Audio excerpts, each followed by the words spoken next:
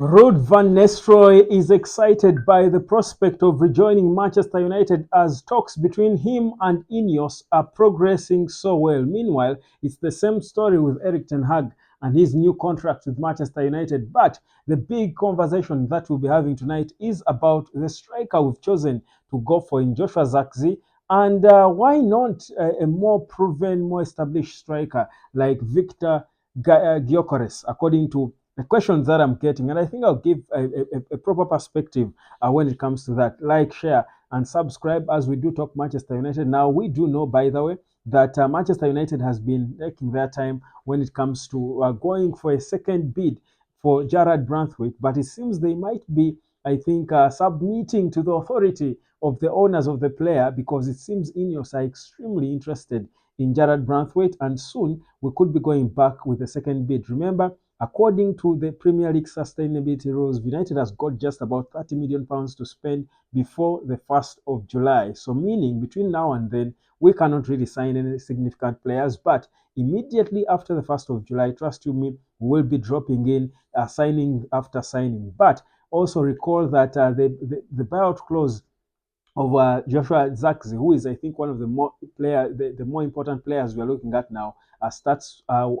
is operational starting next month in just about a week.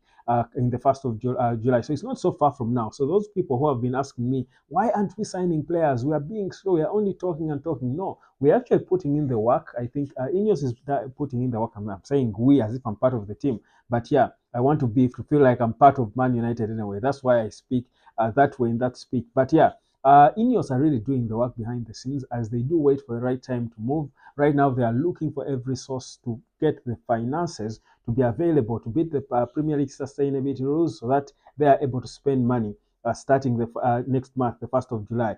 But yeah, Van Nistelrooy is excited. I think he will turn down the offer from Burnley and all the other clubs that have been interested in him to return to Manchester United. And there are people who will be feeling, I mean, how would he? Why would he leave a job where he's going to be the senior coach, the head coach, or the manager, whichever you call it, and come to be an assistant of Erik ten Hag? I think, unless you don't understand the magnitude of how big an honor it would be for any legend of Manchester United to return in any capacity as a coach, as part of backroom staff. But if you did, you would know that that would be a better offer for him without a shadow of a doubt. But also, I think it's better training for him. Even for Erik ten Hag, his contract talks are progressing. There are a few, I think, clauses that they are trying to work on with Ineos that they believe will be done. But I believe in before the start of the season, this contract will be sorted. Ineos are looking to expedite it and get over and done with it once and for all, so that they focus on the work when the players return from the off season. Now, Victor Gyökeres is said to be edging closer to Arsenal. In fact, there are reports that are suggesting that Arsenal are done agreeing a deal to sign him. And someone was asking me, Arsenal is signing Gyökeres. This is a player who is scoring about 43 goals a season in all competitions, 29 league goals for Sporting Lisbon. He's 26, he's established. Sounds like the perfect profile that Manchester United needs. Why are we going for Joshua Zirkzee, yet we signed Rasmus Højlund just the previous summer? And it's a valid question if you think about it. It's a good question because there are so many people of us who are made to believe and be convinced that Manchester United, after spending £72 million on Rasmus Højlund, the next striker we bring in is going to be more experienced than him for him to learn from. And of course, certainly, in terms of experience, Gyökeres, the Swede, is more experienced than Rasmus Højlund and is more proven than Joshua Zirkzee. And certainly he would come in there and I think give Rasmus Højlund a better competition. But people forget one thing. Let me just, first of all, Gyökeres is a brilliant striker. In fact, if you look at what Arsenal are getting for themselves, in case it is true that they are getting him, I think they are going to be proper competitors. You clearly would see that Arsenal needed a striker for them to be competitive. And I think sometimes I ask myself why it took them so long to realize that and go for them. But that's the thing. But the thing is, let's be honest, the state in which Manchester United is different from the state at which Arsenal is. Right now, Arsenal need a striker who is going to be making them as very competitive, close to Man City, trying to compete for the title. That for such a striker, if that's the need you have, it's logical for you to spend £76 million on Gyökeres because he's priced at close to that.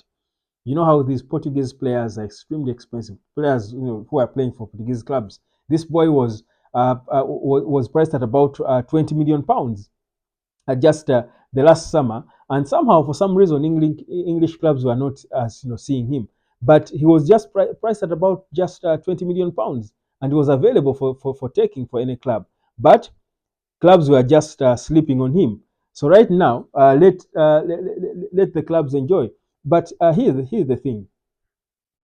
For me, I don't think, whereas yes, he would be a better player to come and partner Rasmus Højlund, the amount of money that has got to be splashed on him is way too expensive for Manchester United to spend that money on a striker. The next summer, after us spending 72 million pounds on Højlund, spending 72 million pounds on Højlund is a sign of trusting him for the longer good, for the greater good, and knowing what level he can be at in 2 3 years. So for me, I think you don't again then bring in a 76 million pound striker to partner with him. No, trust him, just bring a backup for him, and that's exactly what they're doing. Two, uh, uh, uh, where we are rebuilding a club. You don't rebuild with very expensive signings. I think it doesn't make sense. It's not logical for you to rebuild with very expensive signings, because the thing is, if you bring in very expensive signings who are proven, then you're creating an impression in the heads of the supporters, in the minds of the players themselves, that you actually want to compete for titles. Now, titles, certainly don't get it twisted. If we are Manchester United, every season we go into, we might have a feeling that we should be winning the title. We are going for it. But because we are Manchester United. But the reality is, what Ineos are doing now, the phase at which they are, is to try and rebuild the club that in a given period of time, which they say to be 3 years, United then will be deliberately demanding titles, competing intentionally for titles. So you don't want to bring in so many experience, because remember, already in the holding midfield position, Man United is supposed to sign a player worth no less than 70 or 80 million pounds in the holding midfield position.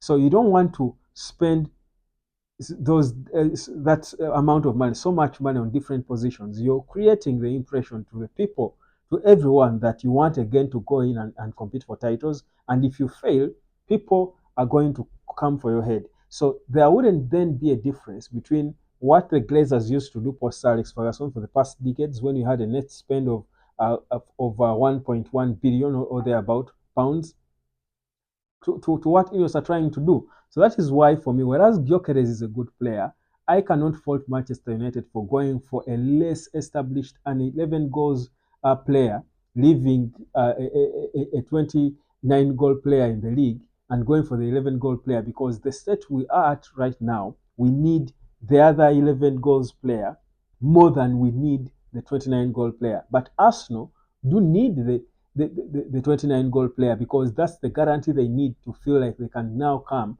and go head on with Man City. I don't know that it makes sense. So for that question, for me, let's not feel bad and sad about it, because I know, I mean, when you see Arsenal signing a big player, it's natural, as people who love the club, we are going to feel sad about it and thinking, I mean, what are we doing? Our opponent is signing big players, and we are all about going about these players that are yet to be established. No, I think for me, the state in which we are is what should direct the kind of players we go for. And I believe, for me, Joshua Zirkzee is a decent signing. Do I think we need to add on another? I will still insist, it doesn't hurt if the money is there. If these accountants saw at Carrington that Jim Ratcliffe confirmed to us, I really do find the resources, it wouldn't hurt for us to add a more experienced Sahu Girassi, who is turning 28 soon, to this lot. He's cheap. He's only 15, less than 15 million pounds. Just add that cash and bring him in, because there is a lot his experience will add to give the attack a bit of a balance. Because imagine an attack that has a 21-year-old, a 19-year-old, and another 20-year-old in Ahmad. Yes, it's good, but you need some more bit of experience, maybe off the bench, to come in at some point and impact the game. It's needed. That's why Real Madrid have this guy who won them the Champions League off the bench. You need these experienced players. You saw Fulkrug, the German guy, who came off the bench and won and got them the draw against Switzerland. You need that dimension in terms of experience. It's needed, and that's why If you can get it in Sahu Girassi for £15 million, go for it if the cash is there. But it doesn't mean we should drop the interest in Joshua Zirkzee. Give me your opinion on that. Drop down in the comment section and let me know what you think. My name is Webb. This is the United of Sport. Like, share, and subscribe. Good night.